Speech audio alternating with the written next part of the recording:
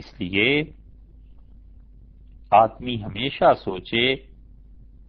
کہ میری ذات سے جن کو نقصان پہنچا ہے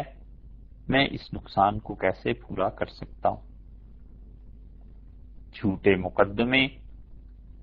دوسروں کو عدالت، تھانے، کچہری تک پہنچانا اور اپنے نفس کی تسکین اور انتقام بغیر کسی وجہ کے لوگوں کو نشانہ بنانا، یہ سب چیزیں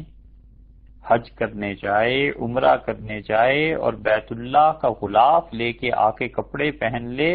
اور کپڑے پہن کے پھر وہ بیت اللہ کے اندر بھی جا کر نمازیں پڑھتا رہے تو بھی وہ فاسق کا فاسق اور گناہ گار رہے گا جب تک کہ اللہ کے بندوں کو ظلم سے نجات نہیں دلائے گا، اپنے ظلم سے نہ کرے۔ لوگوں کی عزتیں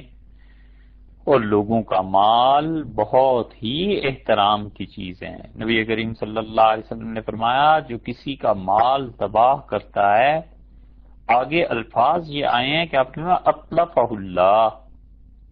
اور دو ترجمے اس کے کیے گئے ہیں۔ یا تو رسول اللہ صلی اللہ علیہ وسلم نے یہ فرمایا ہے کہ اللہ اسے برباد کر دے گا،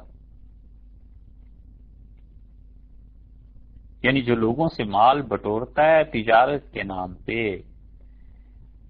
دین کے نام پہ، کسی بھی عنوان سے، زمینوں کے چکر پہ اور سوسائٹیز اور کیا کیا، اور اس مال کو بے دریغ خرچ کرتا ہے بغیر یہ سوچے سمجھے کہ اس میں لوگوں کا حق ہے اور یہ لوگوں کے خون پسینے کی کمائی ہے، تو حضرت صلی اللہ علیہ وسلم نے فرمایا اللہ اسے بھی تباہ کر دے گا۔ اور یا پھر اس کا ترجمہ یہ کیا گیا ہے کہ اطلفہ اللہ، اللہ اسے برباد کر دے، یعنی رسول اللہ صلی اللہ علیہ وسلم نے اسے بددعا دی ہے۔ تو بددعا مظلوم کی، اپنے ماں باپ کی، یہ بھی بہت تباہ کر دیتی ہے۔ کجا یہ کہ کسی آدمی کو رسول اللہ صلی اللہ علیہ وسلم بددعا دیں اور وہ بچ جائے گا۔ اسی لیے شیخ عبدالحق صاحب محدث دہلوی نے اس حدیث کے ضمن میں اشعۃ اللمعات جو مشکات کی شرح ہے وہ کہتے ہیں کہ علماء نے یہ جو رسول اللہ صلی اللہ علیہ وسلم نے فرمایا ہے کہ عمرے سے عمرہ